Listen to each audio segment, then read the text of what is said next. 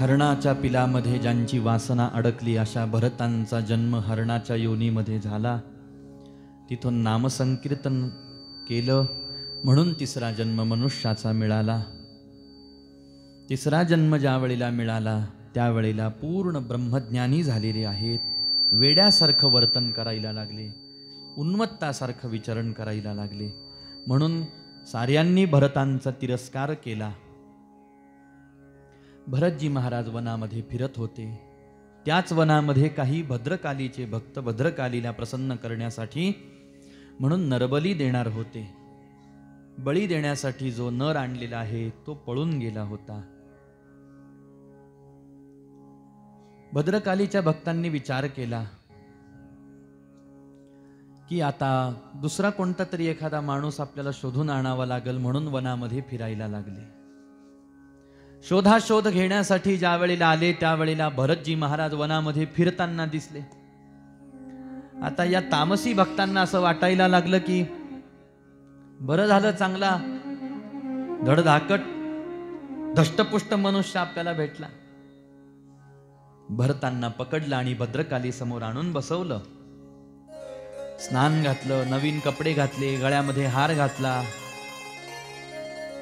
मुखामध्ये एक पेढा सुद्धा दिला. सगळे उपचार चाललेले आहेत.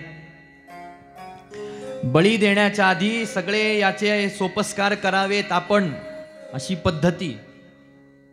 सगळं करायचं, याचं सगळी शोभा याची करायची. भरतांना पकडून आणलं, सगळी शोभा चाललेली आहे, तरी सुद्धा भरतजी महाराज शांत बसलेले आहेत, काहीच हालचाल करायला तयार नाहीत. भद्रकालीच्या त्या भक्तांना वाटलं की याला बहुतेक कळतच नसेल की आपण याला कशासाठी इथं पकडून आणलं. म्हणून त्यांनी विचारलं, का रे तुला माहिती आहे का इथं कशासाठी आणलं आम्ही? अरे आम्ही तुला आता मारणार आहोत, तुझा बळी आम्ही देणार आहोत. ऐकलं तरी सुद्धा भरतांनी काहीच प्रतिउत्तर दिलं नाही. त्यांना वाटलं जाऊ द्या, बरं झालं, वेडा सापडला, याला काहीच कळत नाही.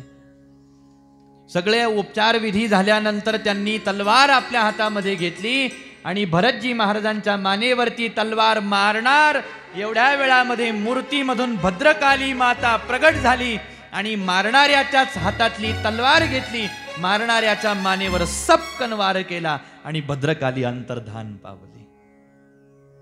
भरतजी महाराज आपल्या आसनावरून उठले आणि पुन्हा वनाच्या दिशेनं पळत निघाले. मी जिवंत होतो याचं सुखही नाही आणि मी मरणार होतो याचं दुःखही नाही महाराज, या दोन्हींच्याही परे जाऊन पोहोचले. याच प्रसंगामध्ये सिंधू सौवीर नावाच्या देशाचा राजा रहुगण वनामधून जात होता. कपिल महामुनींच्या आश्रमामध्ये त्याला जायचं होतं ज्ञानग्रहण करण्यासाठी.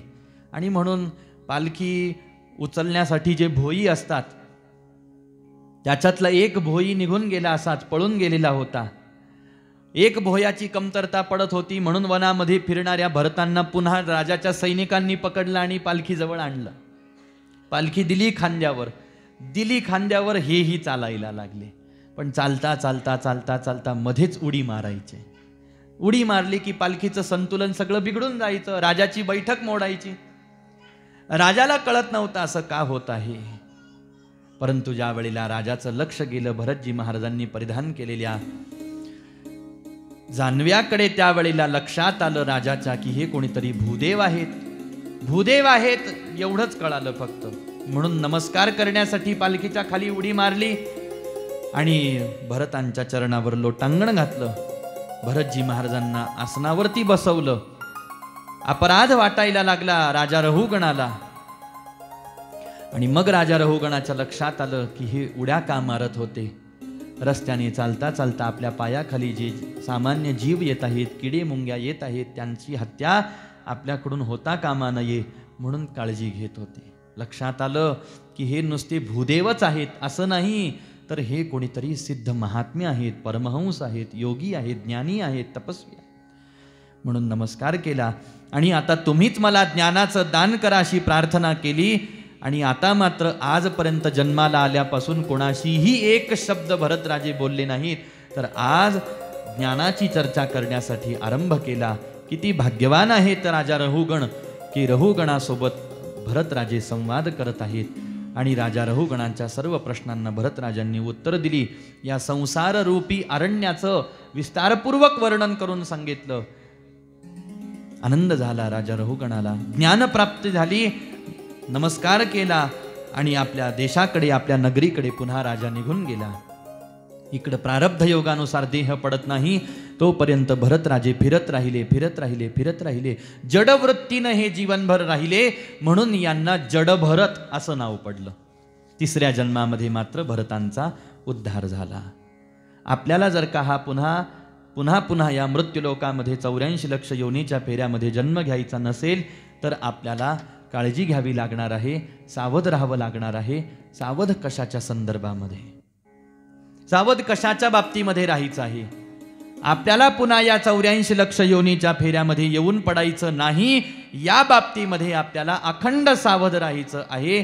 आणि त्याच्यासाठी साधू संत ग्रंथ तुम्हाला मला उपदेश करताना म्हणतात, जीवांनो, हरी हरी तुम्ही म्हणारे सकळ, हरी हरी तुम्ही म्हणारे सकळ, हरी हरी तुम्ही म्हणारे सकळ, हरी हरी तुम्ही म्हणारे सकळ, हरी हरी तुम्ही म्हणारे सकळ, हरी हरी तुम्ही म्हणारे सकळ, हरी हरी तुम्ही म्हणारे सकळ, हरी हरी तुम्ही म्हणारे सकळ.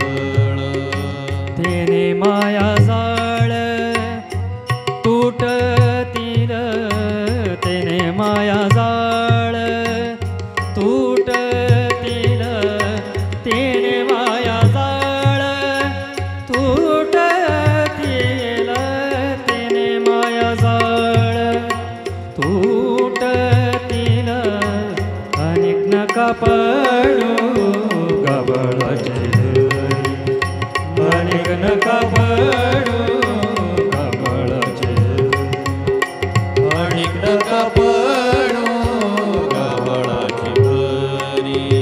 तेथे आहे थोरी नागवण, तेथे आहे थोरी नागवण, तेथे आहे थोरी नागवण, तेथे आहे थोरी नागवण, तेथे आहे थोरी नागवण, तेथे आहे थोरी नागवण, अनेक नका पडू गबळाचे धरी, अनेक नका पडू गबळाचे धरी, अनेक नका पडू गबळाचे भरी, गबळाचे भरी, गबळाचे भरी.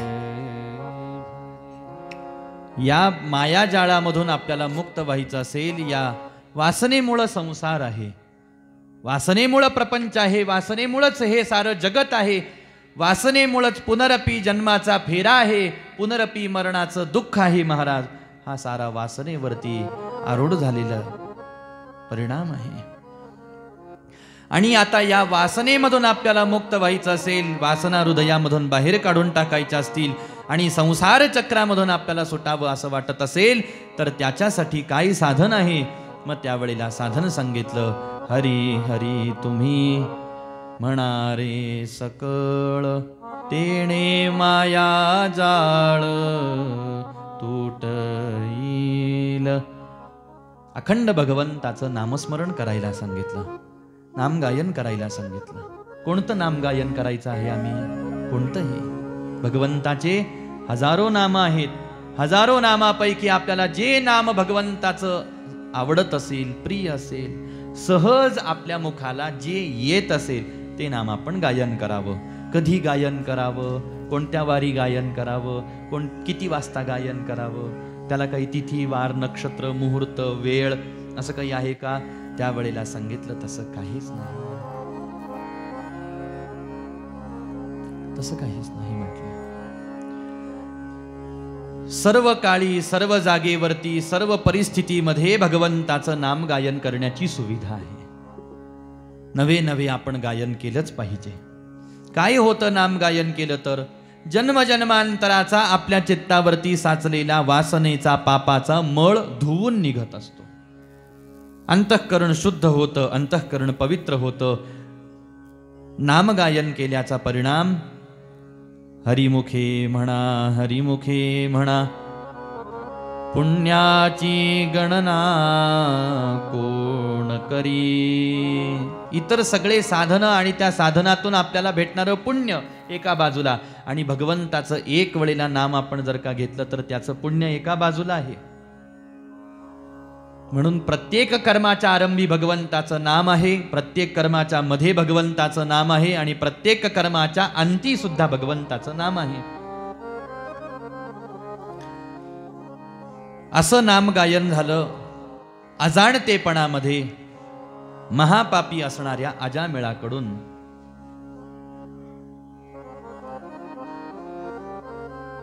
ज्याने जीवनभर पाप कर्म केलं, पापाचरण केलं, नको नको त्या प्रकारचं पाप केलं. याला एक नारायण नावाचा पुत्र होता. अजामिळाच्या मृत्यूची वेळ ज्या वेळेला आली त्यावेळेला त्याला आपल्या लेकराची आठवण यायला लागली. मग त्याच्या मुखातून पुत्राची आठवण करता करता सहजच मुखातून नारायण नारायण नारायण नाम बाहेर पडायला लागलं. माझा नारायण कुठं आहे, माझा नारायण कुठं आहे, माझ्या नारायणाला माझ्याजवळ बसवा, असं म्हणता म्हणता अनेक वेळेला मुखातून नारायण नारायण नारायण नारायण नारायण नारायण.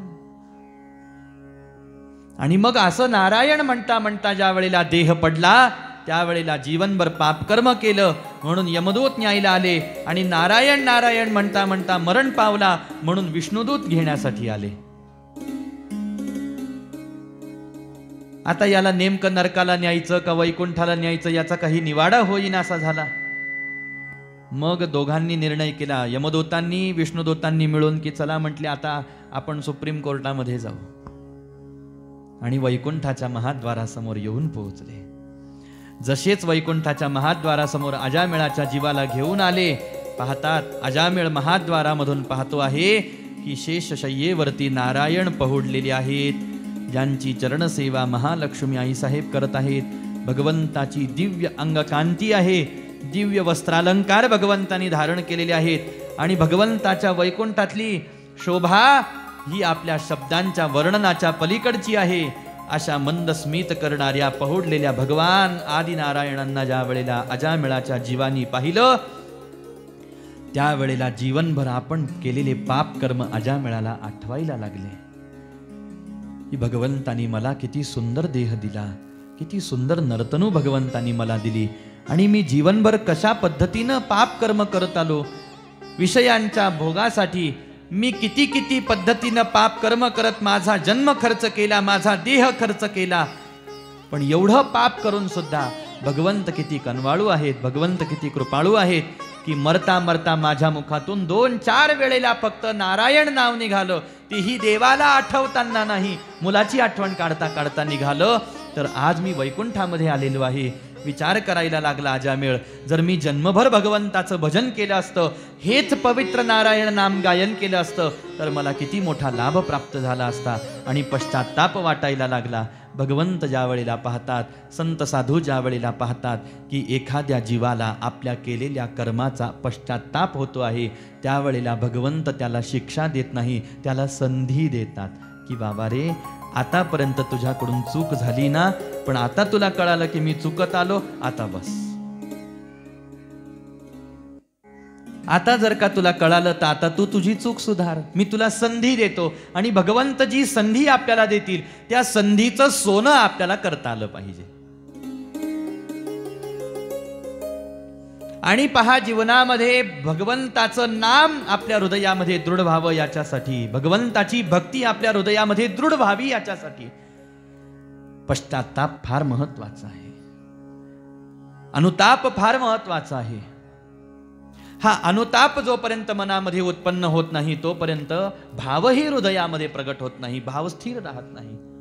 अनुतापा वीण भाव कैसा राही, अनुभवी पाहे शोधून या, नाथबाबा हरिपाठामध्ये सांगतात.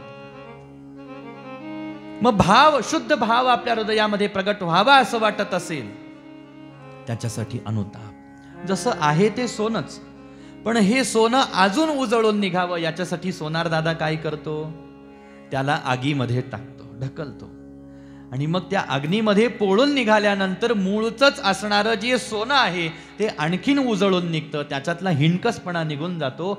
तसं जीवनामध्ये पश्चात्तापाचं काम असतं, तसं अनुतापाचं जीवनामध्ये कार्य असतं. ज्याच्या हृदयात अनुताप उत्पन्न झाला त्याच्या हृदयातले दोष त्या अनुतापाच्या विचाराने आपोआप दग्ध होतात. महाराज, हा अनुताप कसा?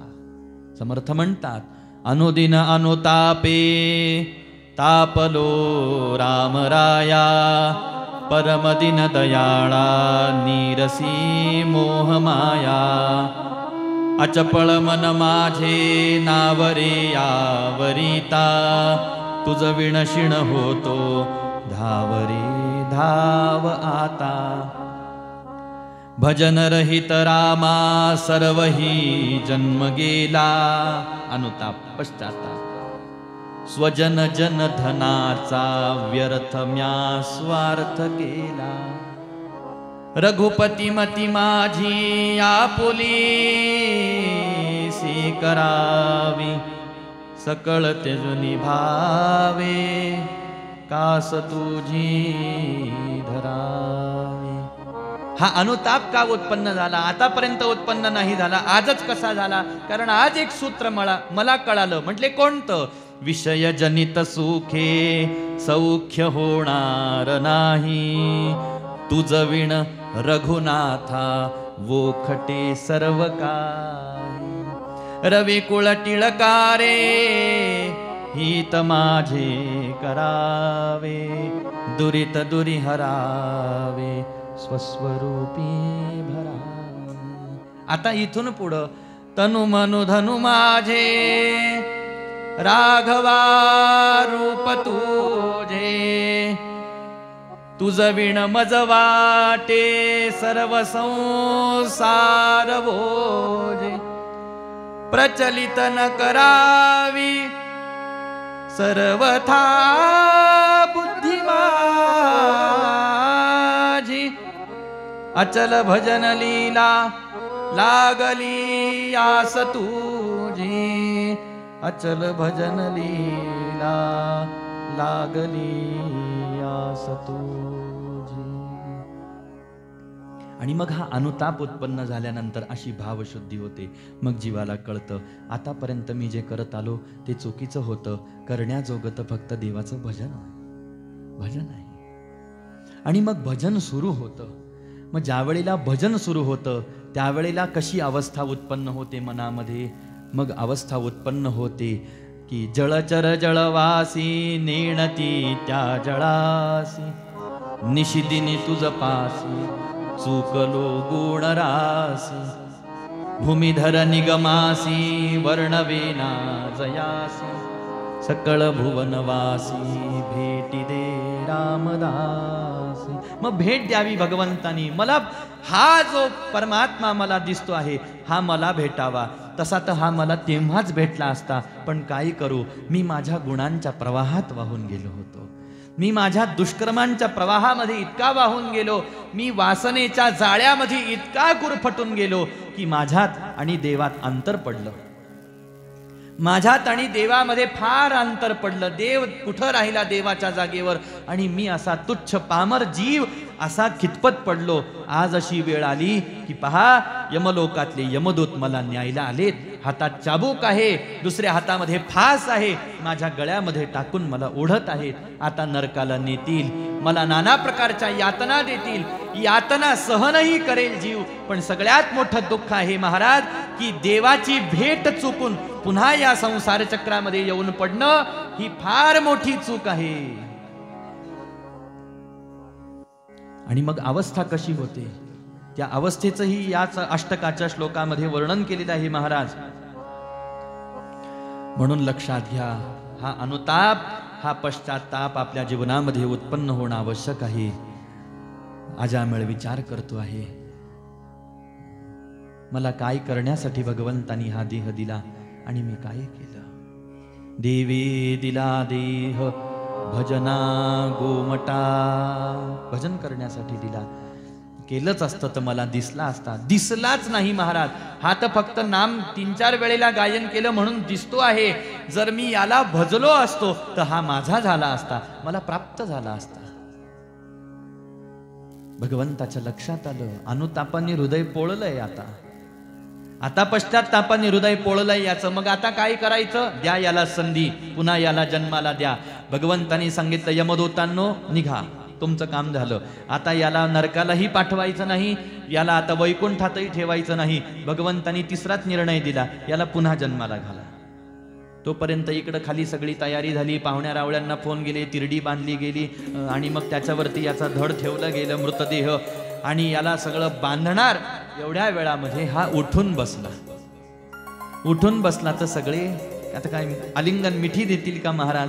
सगळे जण दूर पळाले. थोड्या वेळानंतर सगळ्यांच्या लक्षात आलं की हे भूत वगैरे काही नाही, हा अजामिळच आहे, पुन्हा जिवंत झाला. धर्मपत्नीला आनंद झाला, बरं झालं, उठले, कामाला जातील, उद्योग करतील, पैसा आणतील घरात. त्यांनी जोडले हात. आतापर्यंत मी तुमचा म्हणून जीवन जगलो, तुमचा म्हणून मी आता राहिलो. आता हा देह तुम्ही मला दिलेला नाही आणि म्हणून तुमच्या नावाने मी याला खर्च करणार नाही. हा देह आता मला, ही संधी मला ज्या नारायणाने दिली, मी त्याच्या सेवेसाठी, त्याच्या भजनासाठी खर्च करेन. म्हणून जो उठला, वनाच्या दिशेनं निघून गेला आणि अखंड नारायण नामाचा ध्यास घेऊन स्वतःचा उद्धार अजामिळाने साधून घेतला. असं भगवंताचं परमपवित्र नाम, जे अखंड अविरत प्रत्येक काळाला, प्रत्येक वेळेला आपल्या मुखामध्ये असणं नितांत आवश्यक आहे. आणि असंच भगवंताच्या नामाचा ध्यास घेतलेले महान भगवत भक्त होऊन गेले, ज्यांना भक्त प्रल्हादजी महाराज असं म्हणतात. महाराज, तुम्ही मला एवढं नामाचं महात्म्य सांगत आहात. आवडीनच एखादा भक्त जर का भगवंताचं फक्त जीवनभर नाम गायन करत राहिला तर त्याचा उद्धार होतो का? नुसतंच नाम, काहीच केलं नाही तर एक साधं छोटंसं भगवंताचं नाम जीवाचं परमकल्याण करू शकतं का? शंका अगदी बरोबर आहे. नाव घ्यायला आपल्याला असं वाटतं नुसतं नावच घ्यायचंय भगवंताचं, हरी हरी म्हणायचं, कृष्ण कृष्ण म्हणायचं, राम राम म्हणायचं. काय एवढं नुसतं केल्याने काय होणार? काहीतरी असं वेगळं सांगा, नवीन सांगा, अवघड सांगा.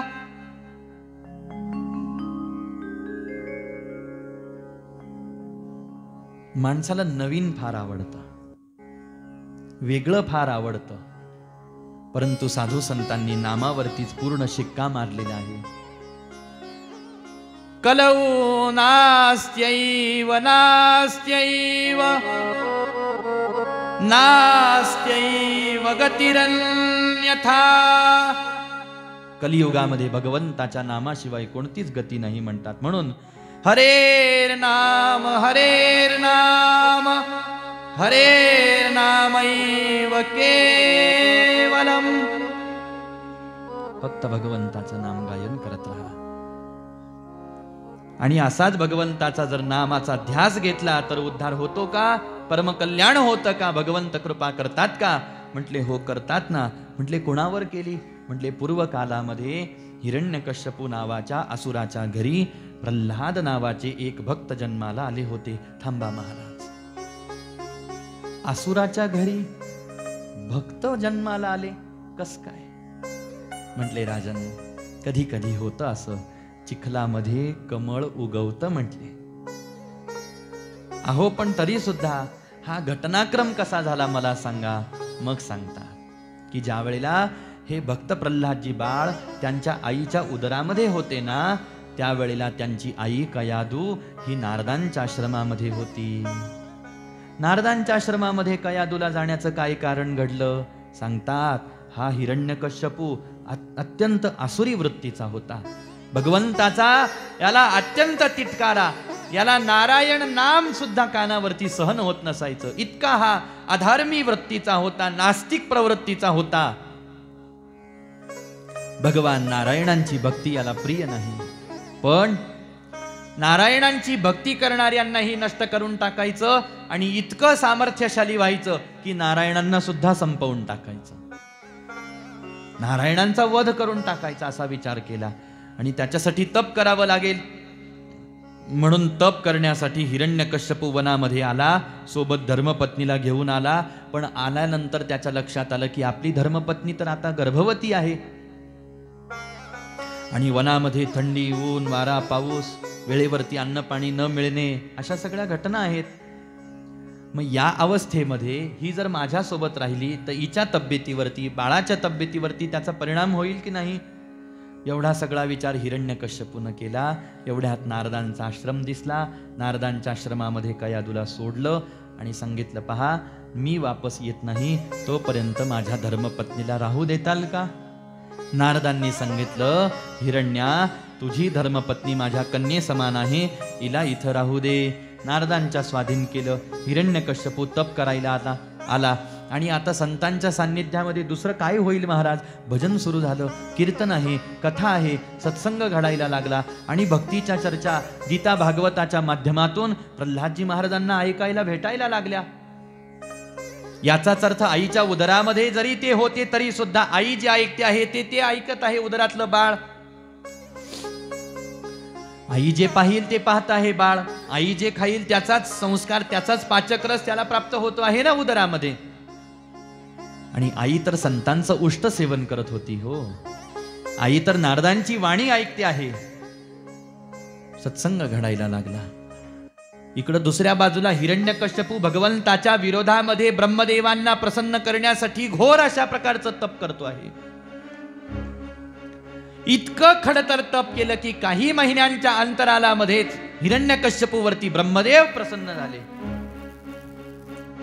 हिरण्या, मी तुझ्यावर प्रसन्न आहे, काय वर मागायचं असेल तो माझ्याकडे माग.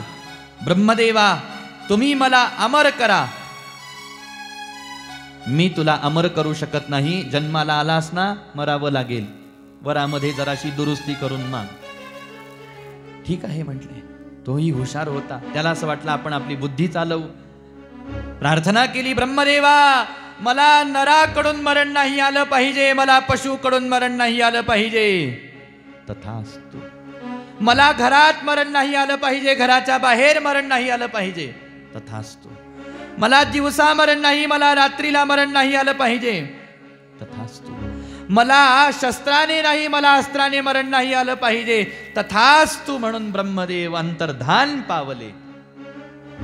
आता लक्षात आलं, याच्या अमर करायला तयार नव्हते, पण मी वरच असा मागितला, नराकडून नको, पशुकडून नको, शस्त्राने नको, अस्त्राने नको, घरात नको, बाहेर नको, दिवसा नको, रात्री नको. मग आता कोण मला मारू शकेल? आनंद झाला. परतीच्या प्रवासाला निघाला. नारदांच्या आश्रमामध्ये आला.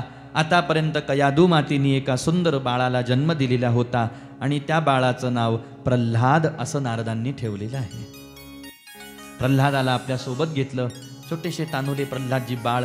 हिरण्यकश्यपूला आनंद झाला, किती सुंदर लेकरू मला प्राप्त झालं. राजमहालामध्ये आला. हळूहळू प्रल्हादजी बाळ लहानाचे मोठे मोठे व्हायला लागले. हिरण्यकश्यपूला असं वाटायला लागलं की आपला प्रल्हाद आता लवकर मोठा व्हावा. आपल्यासारखाच याला बलवान असुर आपल्याला तयार करायचा आहे, म्हणजे पुढे चालून मला हा युद्धामध्ये सहकार्य करेल, मदत करेल. नवे नवे माझ्यापेक्षाही हा जास्त शक्ती सामर्थ्याने संपन्न झाला पाहिजे. मग याला गुरुकुलामध्ये पाठवून देऊ आपण. सुंदर आसुरी विद्या तिथून त्याला भेटतील. प्रल्हादजी बाळ हळूहळू हळूहळू हळूहळू लहानाचे मोठे झाले. पण प्रल्हादजी बाळांचं आचरण आसुराच्या मुलासारखं अजिबात नव्हतं महाराज. प्रल्हादजी बाळ उन्मत्त स्वभावाची नाहीत. लहानपणापासून प्रल्हादजी बाळ अत्यंत मृदू, शांत, मलूल स्वभावाचे आहेत. अत्यंत शांत. कधी कोणाला ओरडून बोलले नाहीत, कधी कोणाशी विनाकारण वैर घेतलं नाही, कधी कोणाला काया वाचा मनाने त्रास दिला नाही. जशा वर्गातला व्यक्ती आपल्या सहवासामध्ये येईल, ज्या वयोगटातला व्यक्ती आपल्या सहवासात येईल, तशा पद्धतीनं व्यवहार सगळ्यांसोबत करायचे. दासवत सन्नतार यांग्री पितृवत दीनवत्सलाहा असं म्हणत असताना शुकदेवजी महाराज सांगतात की भक्ताचं आचरण कसं होतं. आपल्यापेक्षा जे लहान आपल्या जवळ येतील त्यांच्याशी अत्यंत ममतेने, मायेने, प्रेमाने, सौहार्दतेने बोलावं. आपल्या समवयाचे आपल्यासोबत जे येतील त्यांच्याशी मैत्री भाव ठेवावा. आपल्यापेक्षा वयानी, ज्ञानानी, अनुभवानी, तपानी जे श्रेष्ठ वृद्ध असतील त्यांच्या संबंधामध्ये आदरभाव ठेवायचे प्रल्हादजी महाराज. आणि त्याच्यामुळं सगळ्यांसोबत प्रेम, सगळ्यांसोबत मैत्री, सगळ्यांसोबतच सौहार्द भावना उत्पन्न झालेली आहे. पण हिरण्यकश्यपूला वाटत होतं मी याला असुरच बनवणार, याला कितीही मैत्रीनं प्रेमानं वागू दे. हा जर याचा मुळातला स्वभाव आसुरी स्वभाव नाही तर याला शिकवून सवरून का होईना मी आसूर करेन. काही काही मायबापाला कळतच नाही महाराज, आपण आपल्या लेकरांना नेमकं करवतो काय आहोत आणि आपले लेकरं घडत काय आहे. नाही, माझा लेकरू उत्तम हुशार व्हावा, बुद्धिमान व्हावा, शिकावा, सवरावा, उत्पन्न व्हावं, त्याचाही संसार आनंदात चालावा, ही मायबापाची अपेक्षा चांगली आहे. पण चांगलं पाहता पाहता आणि चांगलं करण्याच्या नादात आपण आपल्या लेकरांना कशात दरीत ढकलत तर नाही आहोत महाराज, आपण याचाही विचार करणं गरजेचं आहे. कारण असं झालं की बाहेरची परिस्थिती आता अशी आली की शिक्षणाच्या नावाने असो, नोकरी कामधंद्या उद्योगाच्या नावाने असो, घरातले लेकरं जे घराच्या बाहेर जातात, बाहेरून त्यांना जगात काय भेटत आहे, ते कशाचा अंगीकार करत आहेत, त्यांच्या मनावरती कोणत्या गोष्टी बिंबत आहेत, त्यांना जगामध्ये रात्रंदिवस काय पाहायला भेटत आहे, ते व्यवहार कोणत्या माणसांसोबत करत आहेत, कशा पद्धतीनं त्यांच्या जीवनाची जडणघडण होते आहे, हे आता मायबाप विसरून गेलेले आहेत. आता फक्त काय दिसतं, उच्च शिक्षण व्हावं, चांगली नोकरी लागावी, भरपूर पगाराची नोकरी लागावी, चांगल्या मुलीशी चांगल्या मुलाशी लग्न व्हावं, दोन लेकरं व्हावेत, चांगला घरदार उत्तम बंगला, असं संभाजीनगर, पुणे, मुंबई, नागपूर, बँगलोर वगैरे वगैरे ठिकाणी असं वेल सेटल तो व्हावा वगैरे. आता ह्या अपेक्षेवरती व्यासपीठाचा काहीच आरोप नाही, पण याच्यामधून संस्कार आणि याच्यामधून जे धर्माचा जीवनातला होणारा ऱ्हास आहे, हा ऱ्हास पतनाला कारण आहे. म्हणून जणू काही माणसांनी हे ठरवलं, जसा हिरण्यकश्यपू ठरवतो, एखादं लेकरू मुळात फार चांगलं असतं बरं का, ते चांगल्या स्वभावाचं असतं, पण त्याला घरातून वळण भेटत नाही आणि बाहेर जाता आता विषय राहिलाच नाही. आणि मग ते किती जरी चांगल्या पिंडातून जन्माला आलेलं असलं तरी सुद्धा ते कुठंतरी जाऊन पडण्याची दाट शक्यता आहे. पण अजून एक गोष्ट लक्षात घ्या, एखाद्या माता पित्याच्या संस्कारातून एखाद्या मुलाचा मुलीचा पिंड जर सात्विकच असेल तर लेकरू जगाच्या पाठीवर कुठेही जाऊ ते फिरून वापस येणार. त्याला वाईट वळण लागू शकत नाही, त्याला वाईट विचारांचा तो अंगीकार करू शकत नाही, पण विश्वास ठेवायचा नसतो प्रकृतीवर, जगतावरती.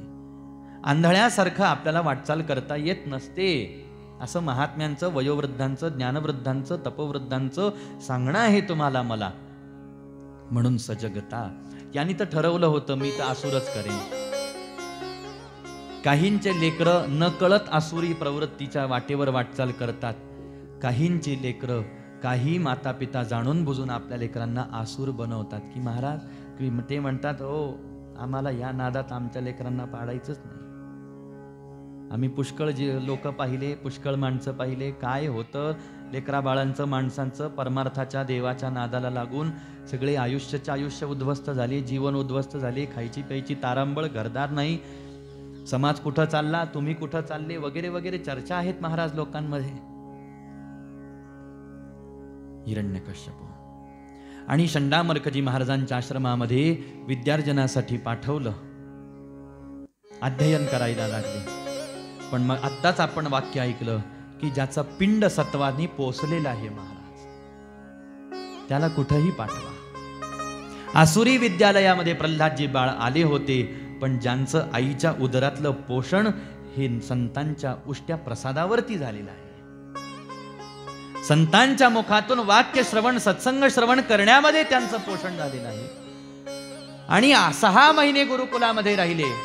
बुद्धिमत्ता तर एवढी प्रखर आहे, कोणताही विद्या, कोणताही मंत्र, कोणताही यंत्र तंत्र समोर येऊ देत, पाहिल्याबरोबर पाठ, एक पाठी बुद्धी. पुन्हा तो ग्रंथ उघडून पाहायची आवश्यकता नाही, एकदा तो ग्रंथ वाचला झाला. आता पुढचा ग्रंथ, त्याच्या पुढचा ग्रंथ, त्याच्या पुढचा ग्रंथ, प्रत्येक ग्रंथातले यंत्र मंत्र तंत्र प्रमाण सगळं पाठ. आणि 12 वर्षांचा अभ्यास 6 महिन्यामध्ये पूर्ण केला. तर शंडामर्कजी महाराजांना असं वाटायला लागलं की माझ्या आयुष्यभरामध्ये एवढे विद्यार्थी मी घडवले, पण इतका बुद्धिमान विद्यार्थी मला प्राप्त झाला नाही. आनंद झाला. राजमहालात घेऊन आले.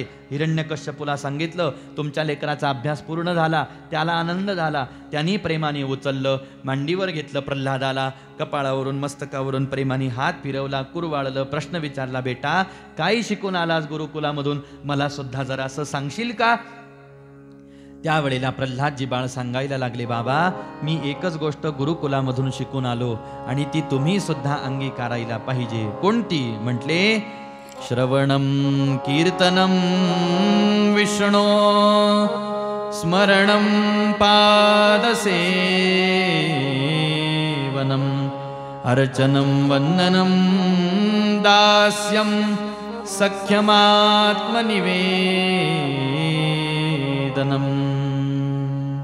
बाबा अनेक वेळेला तुमचा जन्म या मृत्यूलोकामध्ये झाला, जसा तसा माझा सुद्धा कधी कोणत्या योनीमध्ये कधी कोणत्या योनीमध्ये झाला. भगवंताची कृपा की आपल्याला ही दुर्लभ अशा प्रकारची नर्तनू मिळालेली आहे. ही नर्तनू ज्या वेळेला जीवाला भेटते त्यावेळेला जीवानी एकच करायला पाहिजे, नारायणांची शरणागती करून या उपरोक्त 9 पद्धतीनं भगवान नारायणांची भक्ती करायला पाहिजे आणि अखंड नारायण नाम गायन करायला पाहिजे. आपल्या पुत्राच्या मुखातून आपल्या वैऱ्याची स्तुती ऐकल्याबरोबर हिरण्यकश्यपूला राग आला. मांडीवरती घेतलेल्या प्रल्हादाला उचलला आणि दानकन जमिनीवर फेकून दिलं. आदेश केला, अंधार कोठडीमध्ये टाका, याला अन्न देऊ नका, याला पाणी देऊ नका. अन्न पाण्याविना मला याची हत्या करायची आहे, मला भक्ती करायला सांगतो आहे. सैनिकांनी पकडलं प्रल्हादाला, बंदीशाळेमध्ये डांबून टाकलं. अन्न पाणी मिळेन असं होऊन गेलेलं आहे, पण तरी सुद्धा प्रल्हादजी बाळ समचित्त आहेत.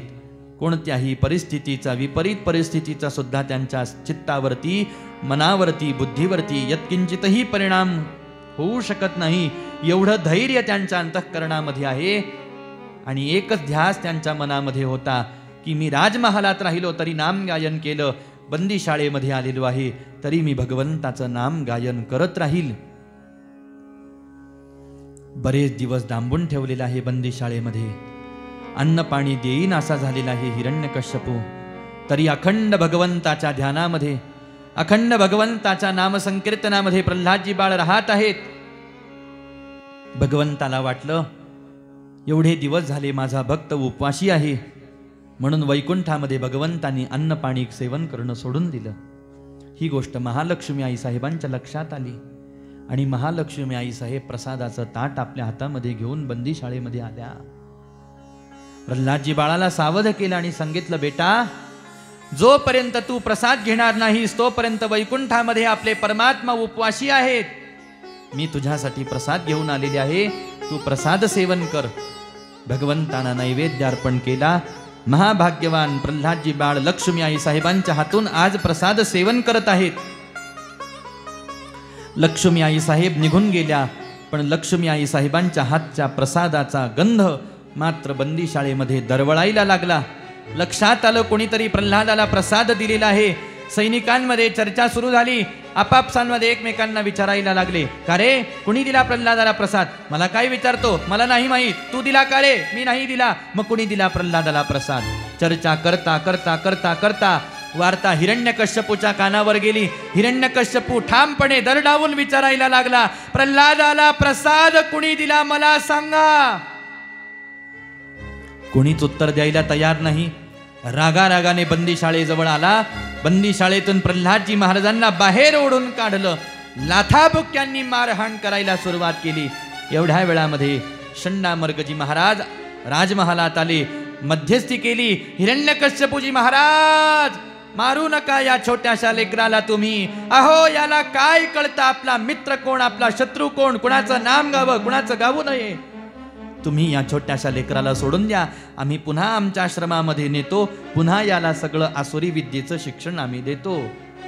हिरण्यकश्यपूच्या तावडीतून कसं तरी महाराजांनी सोडवलं आणि घेऊन आले पुन्हा दुसऱ्यांदा गुरुकुलामध्ये. पुन्हा सुरू झालं अध्ययन.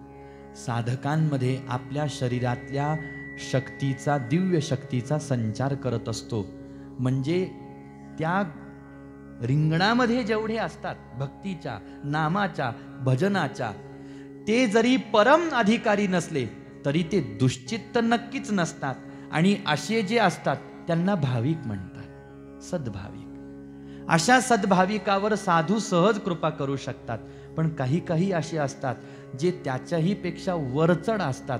म्हणजे शिल्लक असं आपण त्यांना म्हणतो ना, दीड शहाणे, हे दुश्चित्त असतात. या दुश्चित्तांच्या मनामध्ये श्रद्धा नसते, भाव नसतो, विश्वास नसतो. आणि असा एखादा दुश्चित्त जर कथा कीर्तन भजनामध्ये आला ना, तो तर रंगतच नाही, रंगलेल्यांचा रंगभंग करून टाकतो. म्हणून दुश्चित्त नकोच महाराज. कधीही भजन, त्या भजनात 5 माणसं असले तर चालतात, पण 5तला एक दुश्चित्त असेल तर तो 4घांचं भजन बिघडवून टाकतो. त्याच्यापेक्षा 4घच बरे. 4 असेल तर 2घच बरे, आणि 2 असतील तर 1ला बरा. 1ला चालो रे. म्हणून तर गांधीजींनी काठी हातात घेतली, निघाले बचारे बाबा आपले.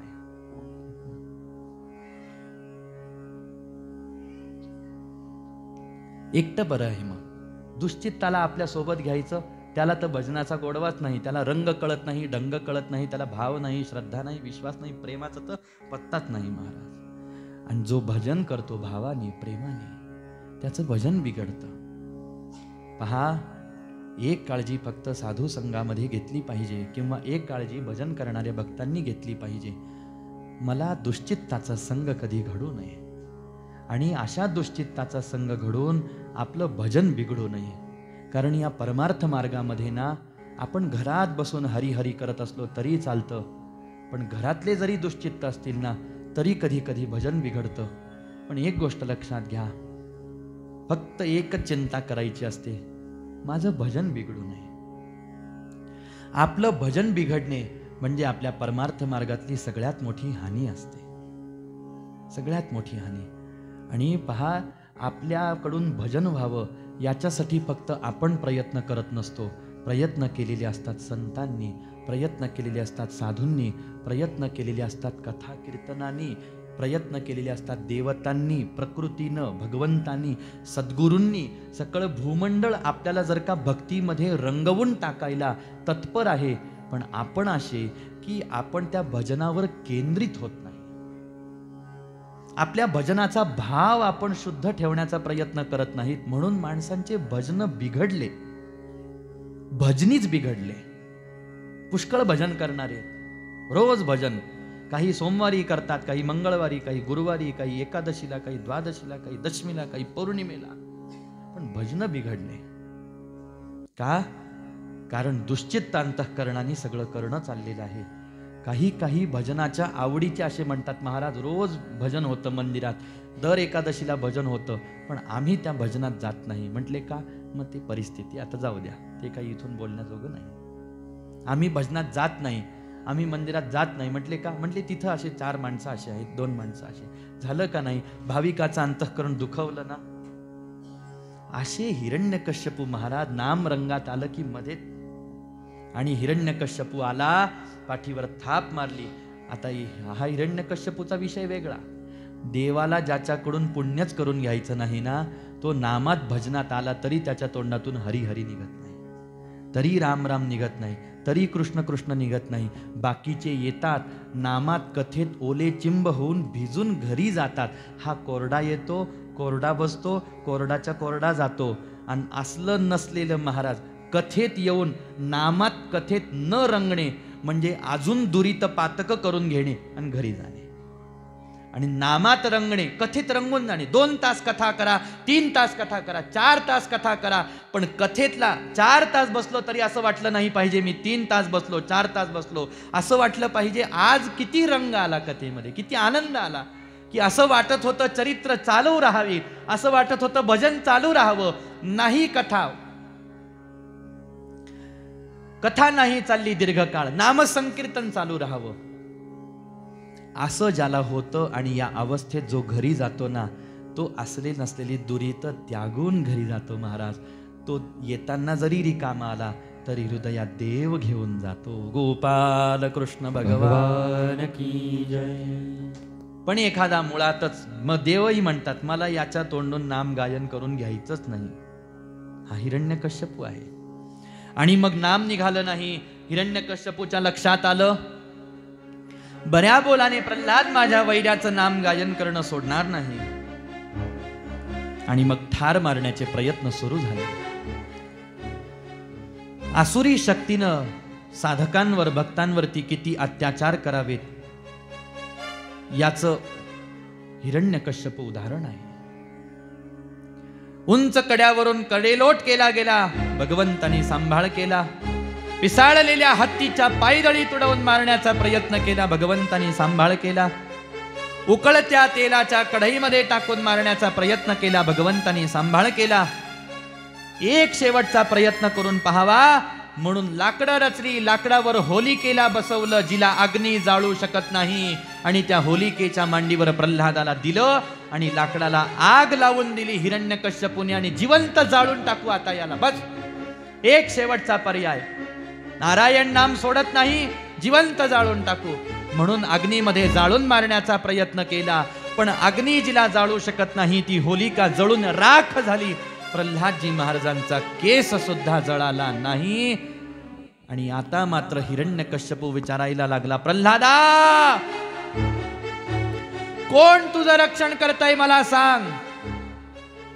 बाबा माझा नारायण माझं रक्षण करतो आहे, माझा हरी माझा सांभाळ करतो आहे.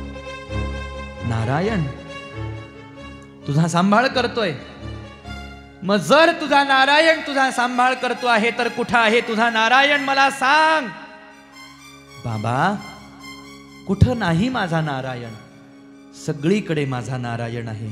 माझ्यात माझा नारायण, तुमच्यात माझा नारायण. त्याच्याच शक्तीवरती तुम्ही माझ्यावरती हे अत्याचार करत आहात. सगळीकडे जर का तुझा नारायण आहे तर प्रल्हादा सांग, या खांबामध्ये तुझा नारायण आहे का. बाबा या खांबामध्ये सुद्धा माझा नारायण आहे.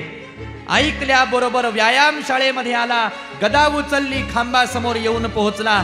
एकाच वेळेला हिरण्यकश्यपूने खांबावर लत्ता आणि गदेचा प्रहार केल्याबरोबर काड काड काड काड असा आवाज होऊन खांब जमिनीवर कोसळला. आणि त्या खांबामधून भगवंत दिव्य अवतार धारण करून परमात्मा श्री हरी प्रगट झाले. नृसिंह भगवान की जय. भगवंतानी नरसिंह अवतार धारण केला. पूर्ण नराचाही वेश नाही, पूर्ण पशुचाही नाही. डोळे रागाने लाल बुंद झालेले आहेत. मुखातून गुर गुर गुर असा आवाज यायला लागला. समोर हिरण्यकश्यपूला पाहिलं आणि आपल्या मांडीवरती आडवा पाडला. हिरण्या किती वेळेला सांगितलं, ज्याला माझी भक्ती करायची नाही त्याने करू नका, ज्याला माझं नाम गायन करायचं नाही त्याने करू नका, पण निदान माझ्या भक्ताचा छळ तरी कोणी करू नका. हिरण्या सांग मला, मी नर आहे का पशु आहे. तुम्ही नरही नाही, तुम्ही पशुही नाही. सांग मी घरात आहे का घराच्या बाहेर. तुम्ही घरातही नाही बाहेरही नाही, उंबरठ्यावर बसलेले आहात. सांग हिरण्या दिवस आहे का रात्र. दिवसही नाही रात्रही नाही, संध्याकाळ आहे. पहा हिरण्या, माझ्या हातामध्ये शस्त्र आहे का अस्त्र. तुमच्या हातामध्ये शस्त्रही नाही अस्त्रही नाही. हिरण्या ब्रह्मदेवानी तुला दिलेले सारे वर टाळून मी तुझी हत्या करतो आहे. म्हणून पोटामध्ये नख खोचली, पोट फाडलं, आतड्या बाहेर पडल्या. मांडीवरच्या हिरण्यकश्यपूला उचललं आणि दानकन जमिनीवरती फेकून दिलं. नरसिंह भगवान की जय. हिरण्यकश्यपूचा विनाश भगवंतानी केला. पण आवेशामध्ये आलेले परमात्मा शांत होण्यासाठी काही तयार नाही. भगवंताचा राग शांत करणं आवश्यक आहे. भगवंताचा राग शांत नाही झाला तर थोड्याच वेळामध्ये भूकंप व्हायला लागेल, उल्कापात व्हायला लागेल, पृथ्वीचा प्रलय सुद्धा होऊन जाईल. म्हणून साऱ्या देवता घाबरल्या, भयभीत झाल्या, भगवंतासमोर आल्या. पण देवाच्या समोर जाण्याचं धाडस कोणाचं होईना. म्हणून लक्ष्मी आई साहेबांना बोलावलं. लक्ष्मी आई साहेबांनी दुरून भगवंतांना पाहिलं आणि एका खांबाच्या आडोशाला लपून गेल्या. हे माझे नाहीत म्हटले. आणि मग आता नारदजी महाराज आले. प्रल्हादजी बाळाला सांगितलं, बेटा तुझ्यासाठी भगवंत आले, भगवंतानी हा अवतार घेतला, तू भगवंताच्या जवळ जा, भगवंताला शांत कर. गुरु महाराजांची आज्ञा झाली. प्रल्हादजी बाळ हळूवार पावलं टाकत टाकत भगवंताच्या जवळ आले. भगवंताच्या पायाची उंची आणि प्रल्हादजी महाराजांची उंची अगदी सारखी होती. भय वाटलं नाही. आईकडे जाण्याची भीती जशी कधी लेकराला वाटत नाही, तसं भगवंताजवळ आले. आवेशामध्ये आलेल्या भगवंताच्या चरणाच्या अंगठ्यावर आपलं मस्तक टेकवल्याबरोबर आवेशामध्ये आलेले परमात्मा एका क्षणामध्ये शांत झाले. कुणाचा स्पर्श झाला मला म्हणून पाहतात. छोटेसे प्रल्हादजी बाळ भगवंताच्या चरणावर नमस्कार करत आहेत. लक्षात आलं. वात्सल्य भाव प्रल्हादाला पाहून जागा झाला. चटकन तानुल्या लेकरासारखं प्रल्हादजी बाळाला उचललं, आपल्या मांडीवरती घेतलं भगवंतानी. साऱ्या देवता पाहतात. मांडीवरती घेतलेल्या प्रल्हादाला परमात्मा श्री हरी नारायण नृसिंह पाहता पाहता पाहता पाहता चाटायला लागले. जशी एखादी गाय जवळ आलेल्या वासराला प्रेमाने चाटते, तसे नरसिंह भगवंत प्रल्हादजी बाळाला प्रेमाने चाटायला लागले. देव आणि भक्ताचं वात्सल्य पाहावं तर या प्रसंगामध्ये पाहावं. आता मात्र भगवंत डोळ्यामधून आनंदाचे अश्रू भगवंताच्या वाहिला लागले. आणि भगवंत म्हणतात, प्रल्हादा, अरे आजपर्यंत मला मूर्तीमधून तर अनेकांनी प्रगट केलेलं, पण एका निर्जीव जड असणाऱ्या खांबामधून तू मला प्रगट होण्यासाठी भाग पाडलंस. प्रल्हादा, किती रे तुझी माझ्या नामावरती निष्ठा. पण बेटा मला क्षमा कर, मला यायला उशीर झाला. तुझा फार छळ केला ना रे हिरण्यकश्यपूने. भगवंतानी हात जोडलेले पाहिल्याबरोबर प्रल्हादजी बाळ म्हणतात, भगवंता, अहो मी तुमचा दास आहे, तुम्ही माझे स्वामी आहात, तुम्ही माझ्या समोर हात जोडू नका, तुम्ही माझ्या समोर हात जोडू नका. तुम्ही जरी सगुण साकार होऊन आजपर्यंत माझ्या समोर आला नाही, तरी हे हरी आजपर्यंत मला मारण्यासाठी हिरण्यकश्यपूने जेवढे जेवढे प्रयत्न केले, माझ्यावरती नाना प्रकारचे संकट आले, हा प्रल्हाद तर कधीचाच मरून गेला असता, पण हा प्रल्हाद जिवंत आहे, याला कारण तुम्हीच तर या प्रल्हादाचा सांभाळ करत आहात ना. मी ही गोष्ट जाणतो भगवंता की तुम्ही माझा सांभाळ करणारी, तुम्ही माझा रक्षण करणारी आहात. म्हणूनच मी आजपर्यंत तुमचं नाम गायन करत आलो आणि आता वारंवार मी तुम्हाला नमस्कार करतो आहे. हे हरी, नमो भगवते तुभ्यं पुरुषाय महात्मने हरये भूतसिंहाय ब्रह्मणे परमात्मने.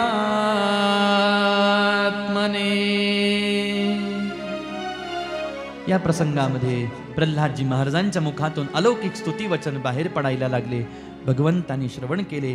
भगवंतांना परमानंद झाला. बेटा, काय पाहिजे आहे तुला, माझ्याकडे माग. प्रल्हादजी बाळ म्हणतात, भगवंता, यदिरासीष मे कामां वरांस्त्वं वरदर्शभ कामानां हृदय संरोहं भवतस्तु वृणे वरम. हे भगवंता, मला तुम्हाला वर द्यायचा असेल तर एकच द्या. जीवनामध्ये मला तुमच्याकडे कधीच काही मागायची इच्छा होऊ नये, हाच वर तुम्ही मला द्या. ऐकल्याबरोबर भगवंत म्हणतात, प्रल्हादा, अरे ही काय मागणी झाली का? मला असं वाटलं तू माझ्याकडे काहीतरी पदार्थ मागशील, काही वस्तू मागशील. तुला काय लागत असेल माग, संकोच करू नको. भगवंता, अहो या कामनेच्या लोभामध्ये तुम्ही मला का पाडत आहात? सत्संगातून मी ऐकलं, माणसाने कामनेमध्ये भुलून जाऊ नये, लोभामध्ये पडू नये. ते ऐकलं तसं माझ्या मनामध्ये भय दाटून आलं आणि या कामनेला भिवून, लोभाला भिवून तर मी तुमच्या भक्तीला सुरुवात केलेली आहे ना. मी जीवनामध्ये हा प्रवृत्तीचा मार्ग सोडून निवृत्तीचा मार्ग स्वीकारण्यासाठी कारण काय आहे हरी? की कामनेतून मी सुटलो पाहिजे, लोभामधून मी सुटलो पाहिजे, या बंधनातून मी सुटलो पाहिजे. म्हणून तर तुमचा धावा, म्हणून तर तुमचं नाम. पण द्यायचंच असेल हरी तर अखंड तुमचं नाम माझ्या मुखामध्ये द्या, अखंड नारदांसारख्या संतांचा सहवास मला द्या, माझ्या सद्गुरूंची सेवा मला द्या. आणि द्यायचं असेल तर एक द्या हरी. हरिदासाची या घरी घरी, हरिदासाची या घरी घरी, हरिदासाची घरी घरी, हरिदासाची घरी, हरिदासाची घरी घरी, हरिदासाची घरी घरी, हरिदासाची घरी घरी, हरिदासाची घरी. मज उपजवा जन्मांतरी, मज उपजवा जन्मांतरी, म्हणसे काही मागा मागा, म्हणसे काही मागा मागा, म्हणसे काही मागा. हेची देगा पांडुरंगा, हेची देगा पांडुरंगा, म्हणसे काही मागा मागा, म्हणसे काही मागा मागा, म्हणसे काही मागा.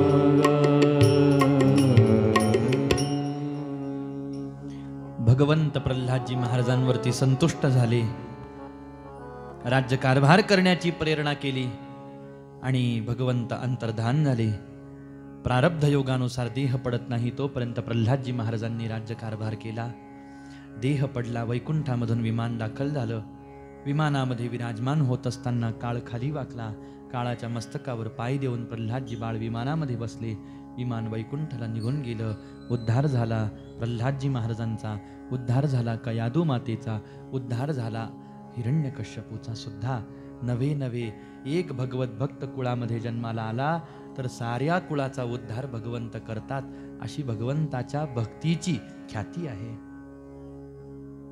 यत्साधोस्य गृहे जातौ भवान वै कुलपावना. ज्या वेळेला प्रल्हादजी महाराजांना असं वाटलं नरसिंह भगवंतांना पाहून की भगवंता माझ्यावर संत कृपा झाली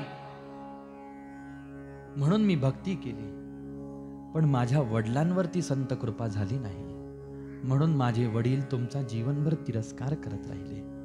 पण एक कृपा या प्रल्हादावरती करा, जसे होते तसे माझ्या पित्याचा तुम्ही उद्धार करा. तर ह्या वाक्याच्या उत्तरामध्ये भगवंतानी हे सूत्र उच्चारलं की प्रल्हादा, अरे ही प्रार्थना तू केली नसती तरी मी हिरण्यकश्यपूचा उद्धार करणार होतो, कारण तुझ्यासारखा एक अनन्य हरिदास हरिभक्त ज्या घरामध्ये जन्माला येतो, मला इच्छा नसताना सुद्धा त्या सगळ्या कुळाचा उद्धार करावा लागतो. हे तुझ्यासारख्या भक्ताच्या जन्माचं महात्म्य आहे. म्हणून यत् साधोस्य गृहे जातौ भवान वै कुलपावनः. आणि म्हणून खरं कुळाचं कल्याण करणारा एक हरिदास, एक भगवत भक्त पुत्र आपल्या घरामध्ये जन्माला आला पाहिजे. आणि त्या भगवत भक्ताच्या जन्माची कामना ज्यांना लेकरू व्हावं अशी इच्छा आहे त्यांनी केली पाहिजे. आणि ज्यांना लेकरं झालेत त्यांनी सुद्धा ही याचनाच केली पाहिजे की जसं असेल तसं माझं लेकरू कसं का होईना अनन्यतेने देवाचं दास झालं पाहिजे, देवाचं नाम त्यांनी घेतलं पाहिजे. का?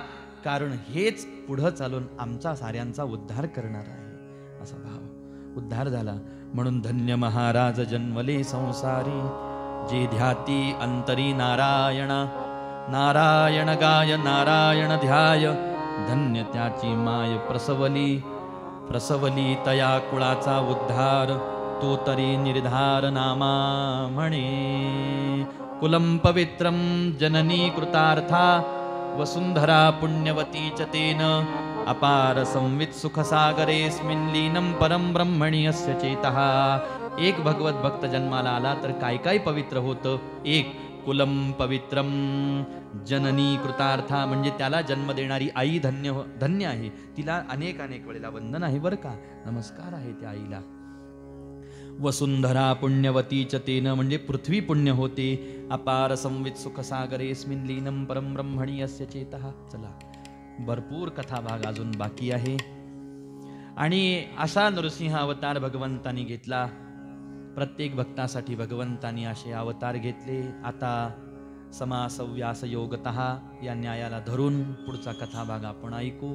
काही कथाभाग व्यास पद्धतीनं गायन करावे लागतात वक्त्याला. व्यास म्हणजे विस्तारपूर्वक, आणि काही चरित्र कथाभाग समास पद्धतीनं म्हणजे संक्षिप्त काळ वेळ पाहून. तर आता समास पद्धतीनं पुढं चलू आपण. गजेंद्र नावाच्या भक्तासाठी भगवंतानी हरी नावाने अवतार धारण केला आणि गजेंद्र नावाच्या भक्ताचा उद्धार केला. समुद्र मंथनाच्या प्रसंगामध्ये भगवंतानी कूर्म अवतार घेतला, धन्वंतरी अवतार घेतला आणि मोहिनी अवतार घेतला. असे 3 अवतार भगवंताचे झाले. यानंतर बलिराजांसाठी किंवा बलिराजांकडे गेलेलं राज्य देवतांना वापस देण्यासाठी भगवंतानी वामन अवतार घेतला आणि बलिराजांना धन्य केलं, देवतांना धन्य केलं. वामन होऊन बलिराजांच्या महाद्वारावरती भगवंतानी अनेक दिवस रक्षण सुद्धा केलं. द्वारपाल होऊन उभे राहिले, सेवा केली. कारण बलिराजे महान दानी होते, जीवनभर दान केलं. दानाचं पुण्य झालं आणि त्या पुण्याच्या प्रतापाने ऋण झालं भगवंतावरती, म्हणून भगवंतानी सेवा केली. असे भगवंताचे अनंत अवतार मृत्यूलोकामध्ये झाले. अनंत अवतारामध्ये प्रमुख 24 अवतार मानले गेले. 24 अवतारामध्ये प्रमुख 10 अवतार आणि 10 अवतारांमध्ये मुख्य 2 अवतार झाले. एक राम अवतार, एक श्रीकृष्ण अवतार. ज्या वेळेला किंकर्तव्य मूढ झालेली आहेत माणसं, त्यावेळेला माणसांना कर्तव्याची शिक्षा देण्यासाठी, दीक्षा देण्यासाठी त्रेतायुगामध्ये दशरथजी महाराज कौसल्याम्बेच्या उदरी भगवंतानी शुभ नक्षत्र शुभ घटिकेवरती जो अवतार धारण केला, त्याच अवताराला श्रीराम हे नाव प्राप्त झालं. प्रभु रामचंद्र भगवान की जय. या अवतारामध्ये भगवंतानी धर्माची प्रतिष्ठापना केली आणि ती आपल्या लीलेच्या माध्यमातून केली.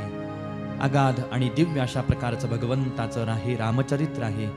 राम गावा, राम साऱ्यांनी ऐकावा आणि राम साऱ्यांनी जीवनामध्ये आचरावा, असं भगवंताचं चरित्र, ज्याचं एकैकमक्षरं पुंसां महापातक नाशनम असं रामचरित्राचं महात्म्य सांगितलं.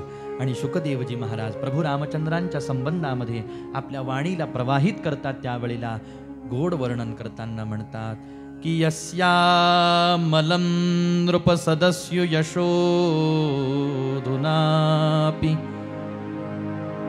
गायन्त्यघग्नमृषयो दिगिभेन्द्रपट्टम् तन्नाकपालवसुपाकिरीटजुष्ट पादाम्बुजं रघुपतिं शरणं प्रपद्ये. शुकदेवांनी आपल्या सुमधुर प्रेमळ वाणीनं सुंदर संक्षिप्त का होईना पण रामचरित्राचं गायन राजा परीक्षितींना ऐकवलं. प्रसन्न झाले राजे परीक्षिती रामकथा ऐकून. आणि आता मात्र श्रीकृष्ण चरित्राकडे वाटचाल करताना चंद्रवंशाचं वर्णन करतात. राजा परीक्षितींचं कौतुक करतात. इकडं सूतजी महाराज शौनकांचं कौतुक करत आहेत की सुरू झालेला हा कथेचा प्रवास आता भगवंताच्या परिपूर्णतम अवताराच्या प्रागट्यापर्यंत आलेला आहे. म्हणून धन्यता वाटायला लागली. चंद्रवंशाचं वर्णन करतात आणि त्याच वेळेला द्वापार युगाचंही वर्णन केलं. ज्या द्वापार युगामध्ये अशी परिस्थिती आली की पापी मातलेले आहेत, दैत्य मातलेले आहेत, असुर मातलेले आहेत.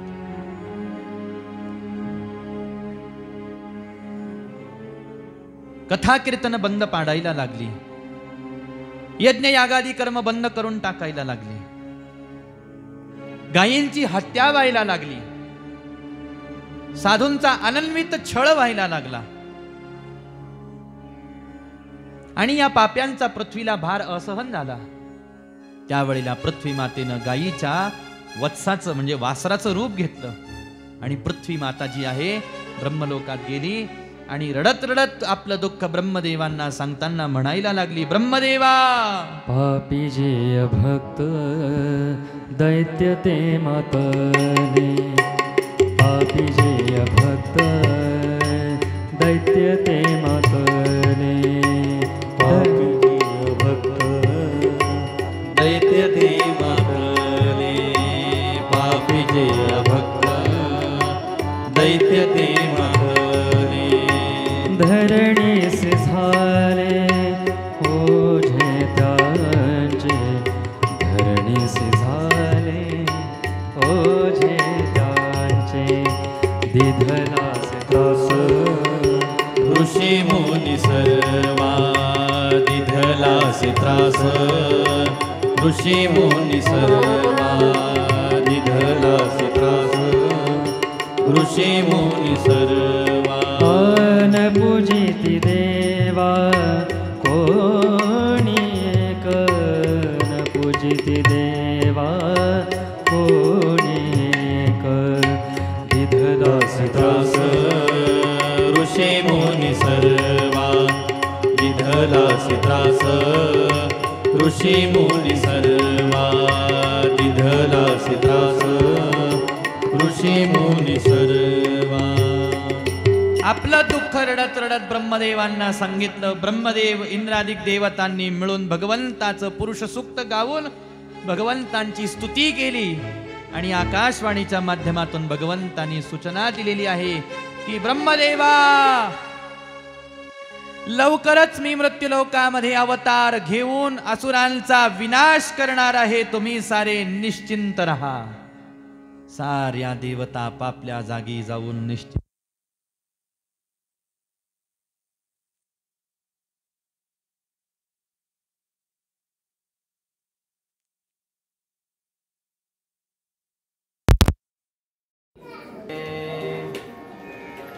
आकाशवाणीच्या माध्यमातून ज्या वेळेला भगवंतांनी साऱ्या देवतांना आपल्या अवताराची सूचना दिली, त्यावेळेला साऱ्या देवता आपापल्या लोकी जाऊन आपापल्या जागी जाऊन स्थिर झाल्या आणि वाट पाहायला लागल्या की भगवंत आता कुठं अवतार घेतील, कसा अवतार धारण करतील. आणि त्याच वेळेला मथुरा नावाच्या नगरीमध्ये कंस नावाचा असुर मातलेला आहे.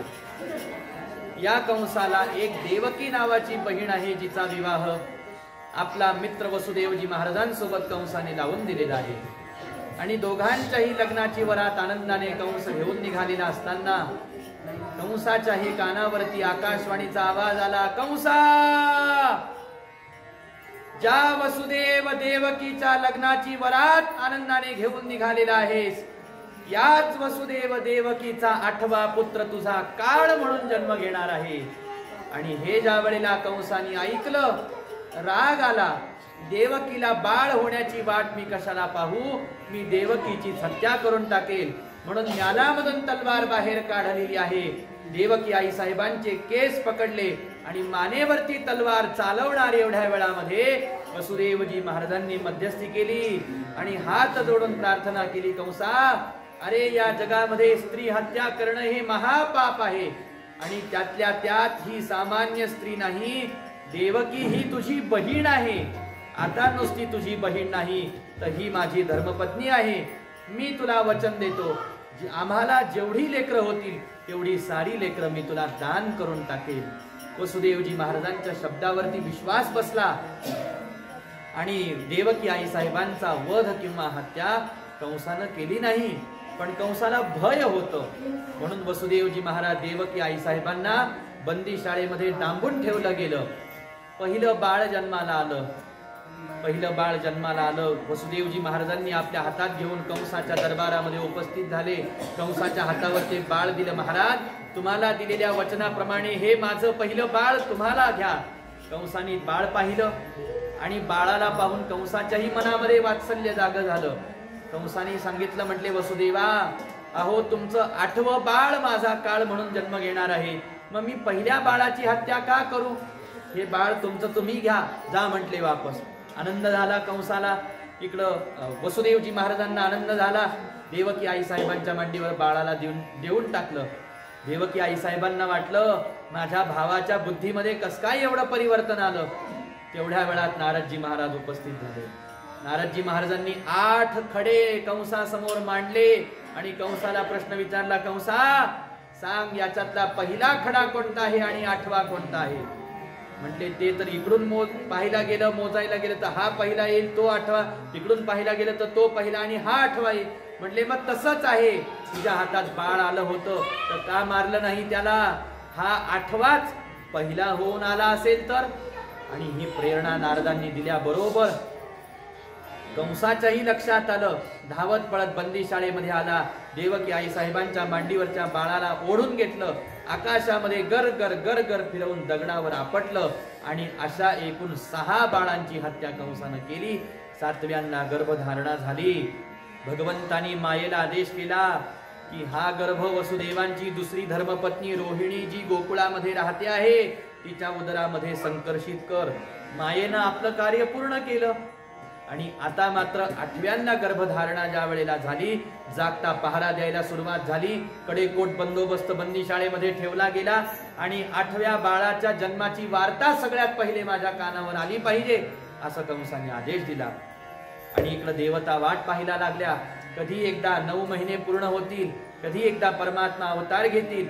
लवकरात लवकर भगवंतानी अवतार घ्यावा म्हणून देवता सत्यव्रतम सत्यपरम त्रिसत्यम सत्यस्य योनिम निहितंच सत्ये सत्यस्य सत्यमृत सत्यनेत्रम सत्यात्मकं त्वां शरणं प्रपन्नाः अशा विविध श्लोकांचं गायन करून भगवंताची स्तुती करायला लागले. ही स्तुती भगवंतानीही मान्य केली आणि भगवंतानी आपल्या जन्माचा अवताराचा मुहूर्त निवडला. भगवंतानी पाहिलं, परम पवित्र श्रावण महिना चाललेला आहे, परिपूर्ण अष्टमी तिथी चाललेली आहे आणि मध्यरात्रीच्या 12 वाजेच्या समयाला ज्या वेळेला रोहिणी नक्षत्र उदयाला आलेला आहे, भगवंतानी त्याच समयाला अवतार घेण्याचा निर्णय घेतला आणि बंदी शाळेमध्ये परमात्मा वसुदेवजी महाराज देवकी आई साहेबांसमोर चतुर्भुज रूप धारण करून प्रगट झाले. गोपाल कृष्ण भगवान की जय. भगवंताच्या चतुर्भुज रूपाकडे वसुदेवजी महाराज देवकी आई साहेब आनंदाने पाहायला लागले. वसुदेवजी महाराजांनी प्रार्थना केली, भगवंता तुम्ही आमचं लहान बाळ होऊन जन्म घ्या.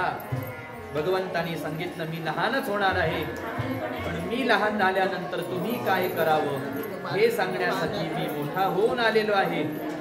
काय आज्ञा आहे भगवंता तुमची मला सांगा. त्यावेळेला भगवंत वसुदेवजी महाराजांना आज्ञा करताना म्हणतात, वसुदेवा मी लहान झाल्यानंतर तुम्ही एक करा.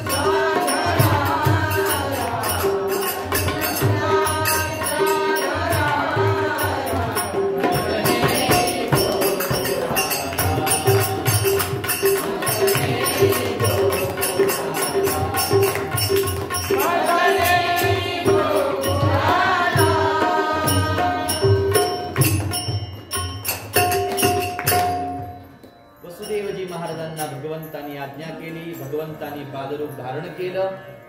सुंदर टोपलीमध्ये वसुदेवांनी भगवंताला ठेवलेलं आहे. टोपली मस्तकावरती घेतली. हातापायातले बंधन गळून पडले. पहारेकरी झोपी गेले. बंदीशाळेचे दरवाजे उघडले. हळुवार पावलं टाकत वसुदेव बंदीगृहाच्या बाहेर पडले. धो धो पाऊस चाललेला आहे. यमुना माईला पूर आलेला आहे. तसाच यमुनेमध्ये वसुदेवांनी प्रवेश केलेला असताना शेषाने सेवेची संधी पाहिली आणि भगवंतावरती आपला फणा धरला. भगवंताला पाऊस लागू दिला नाही आणि आनंदामध्ये वाटचाल करत करत वसुदेवजी महाराज भगवंतांना घेऊन गोकुळामध्ये येऊन पोहोचले.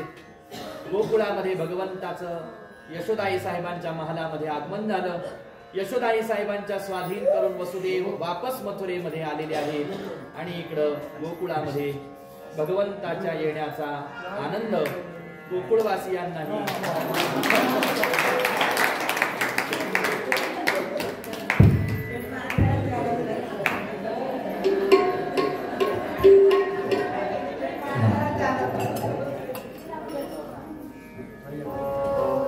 भगवंताच्या येण्याचा आनंद गोकुळवासियांना अत्यंत प्राप्त व्हायला लागला आणि ते परमात्मा यशोदाई साहेबांच्या खुशीमध्ये येऊन पोहोचलेले आहेत. त्यांचं ते साजरं गोजरं सावळं रूप पाहून गोपिका प्रसन्न झाल्या. गोपाळ प्रसन्न झाले. नंदबाबांना आनंद झाला. पण आनंद झालेला आहे तर तो आता कोणत्या तरी प्रकारे माध्यमातून पद्धतीनं व्यक्त होत असतो. आनंद कोणाला गप्प बसू देत नाही. बरोबर. तसं आपल्यालाही जर आनंद झालेला आहे भगवंताच्या आगमनाचा तर तो आनंदही आपण साजरा करू. त्याच्यासाठी काही मिनिटं सुंदर शांततेत गोलाकार रिंगण करून किंवा आपापल्या जागेवरती सुंदर पावली खेळायची आहे आणि भगवंताच्या जन्माचा आनंदोत्सव साजरा करायचा आहे.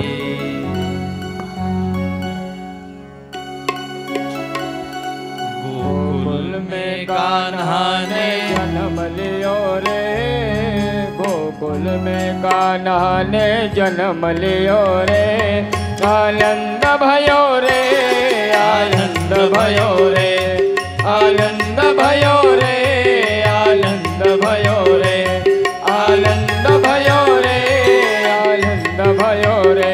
हाय गोकुल में कान्हा ने जन्म लियो रे, गोकुल में कान्हा ने जन्म लियो रे, आनंद भयो रे, आनंद भयो रे, आनंद भयो रे, आनंद भयो रे, आनंद भयो रे, आनंद भयो रे. माती यशोदा वारी वारी जाय, माती यशोदा वारी वारी जाय, माती यशोदा वारी वारी जाय, माती यशोदा वारी वारी जाय. पलना में ललना को झुलना झुलाए, पलना में लल्ला को झुलना झुलाए, पलना में ललना को झुलना झुलाए, पलना में लल्ला को झुलना झुलाए. ला ला ला ला ला ला ला ला ला ला ला ला ला ला ला. आज महाराज नंद मगन भयो रे, गोकुल में कान्हा ने जन्म लियो रे, गोकुल में कान्हा ने जन्म लियो रे, आनंद भयो रे, आनंद भयो रे, आनंद भयो रे, आनंद भयो रे, आनंद भयो रे, आनंद भयो रे. गोकुल में कान्हा ने जन्म लियो रे, गोकुल में कान्हा ने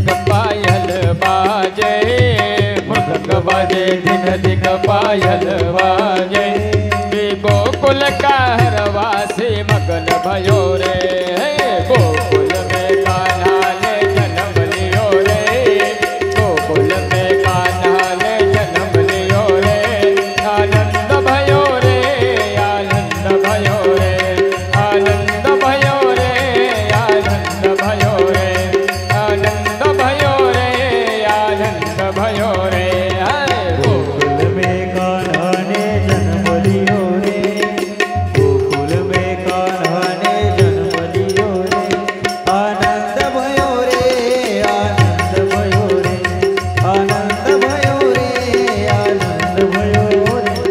आनंद भयो रे आनंद भयो रे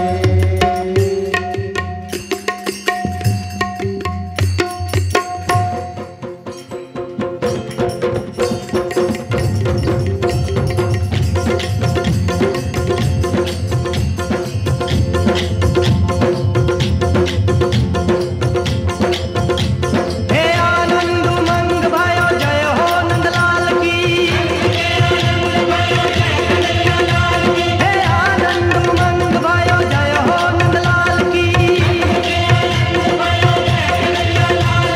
ब्रज में आनंद भयो जय यशोदा लाल की हे ब्रज में आनंद भयो जय यशोदा लाल की जय हो नंदलाल की जय यशोदा लाल की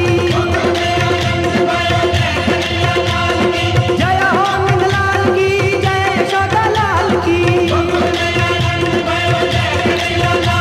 हे आनंद उमंग भयो जय हो नंदलाल की हे ब्रज में आनंद भयो जय यशोदा लाल की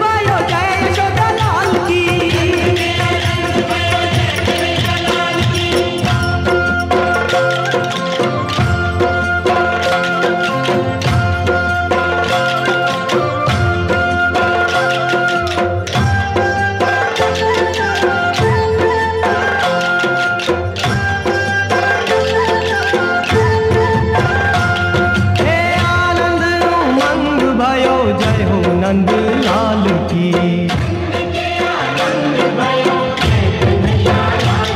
हे ब्रज में आनंद भयो जय यशोदा लाल की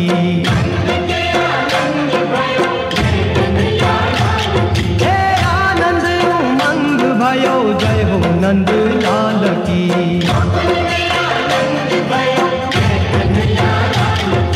जय हो नंद लाल की जय यशोदा लाल की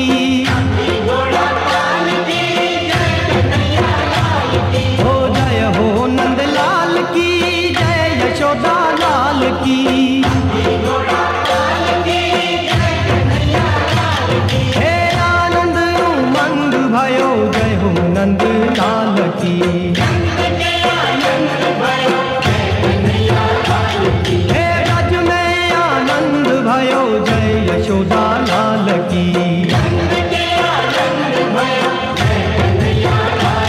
हे आनंद उमंग भयो जय हो नंद लाल की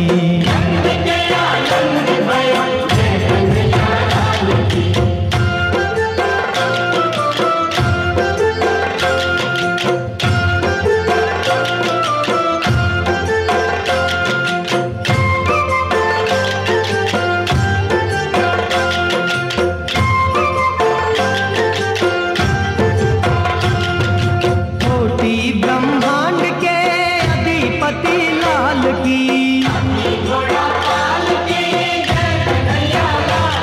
ओ कोटि ब्रह्मांड के अधिपति लाल की हे गौए चराने आए जय हो पशुपाल की हे गौए चराने आए जय हो पशुपाल की हे कोटि ब्रह्मांड के अधिपति लाल की हे गौए चराने आए जय हो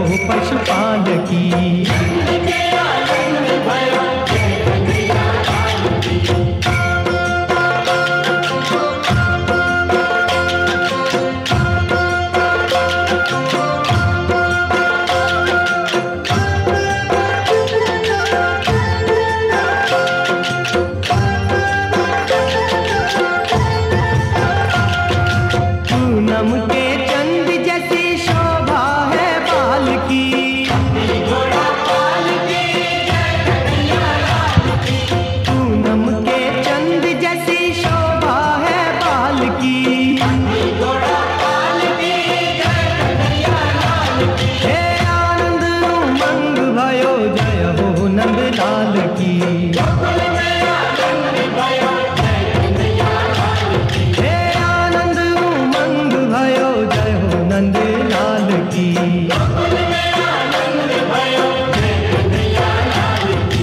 कोटि ब्रह्मांड के अधिपति लाल की।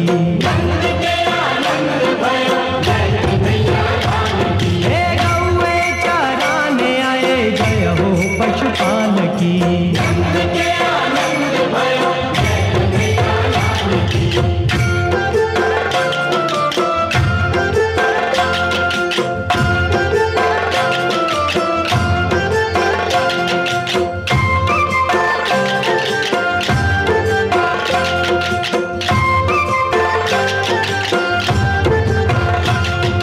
भक्तों के आनंद कंद जय यशोदा लाल की।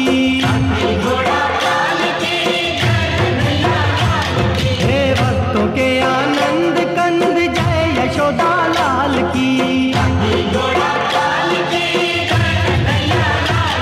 हे जय यशोदा लाल की जय हो गोपाल की। हे जय यशोदा लाल की जय हो गोपाल की। हे कोटि ब्रह्मांड के अधिपति लाल की।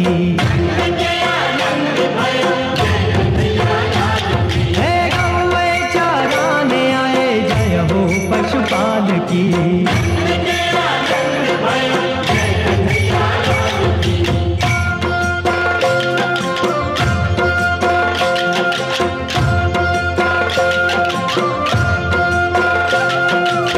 भयो जय यशोदा लाल की। जय हो नंद लाल की जय यशोदा लाल की। हे आनंद उमंग भयो जय हो नंद लाल की। हे ब्रज में आनंद भयो जय हो नंद लाल की। हे ब्रज में आनंद भयो जय यशोदा लाल की। हे जय हो नंद लाल की जय यशोदा लाल की। हे आनंद उमंग भयो जय हो नंद लाल की। हे ब्रज में आनंद भयो जय यशोदा लाल की। हे आनंद उमंग भयो जय हो नंद लाल की। हे आनंद उमंग भयो जय हो नंद लाल की। हे ब्रज में आनंद भयो जय यशोदा लाल की। हे आनंद उमंग भयो जय हो नंद लाल की। हे ब्रज में आनंद भयो जय यशोदा लाल की। बोलिए श्री कृष्ण कन्हैया लाल की।